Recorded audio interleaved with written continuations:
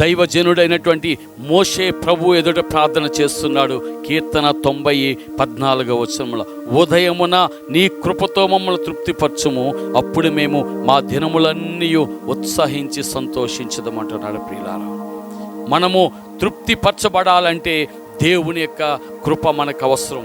ప్రియులారా, ప్రతి ఉదయమున కూడా దేవుడు తన కృప చేత మనం తృప్తిపరచబడాలని కోరుకోవాలి. తన కృపను మనం కోరుకోవాలి. తనకు కోరుకున్న వారి ఎడల సమృద్ధిగా కృపనిచ్చే దేవుడు ఆయన కృపనిస్తేనే మనము మన దినములన్నీ కూడా ఉత్సాహంతో సంతోషించగలుగుతాం. ప్రియులారా, మనకు అర్హత లేదు, కానీ మనకు సాధించలేని పరిస్థితుల్లో ఆయన కృప ద్వారా అర్హత కలిగింపచేస్తేనే మనకు క్షేమము కలుగుతుంది. ఆయన కృప మనకు తోడుగా ఉంటే మనం బ్రతకగలుగుతాం.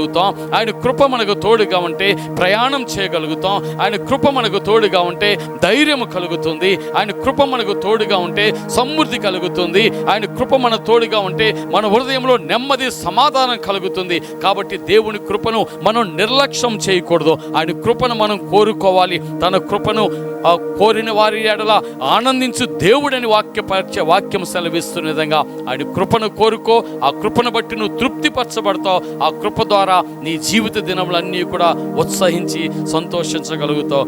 దేవునికి మహిమ కలుగునుగాక. ఆమేన్.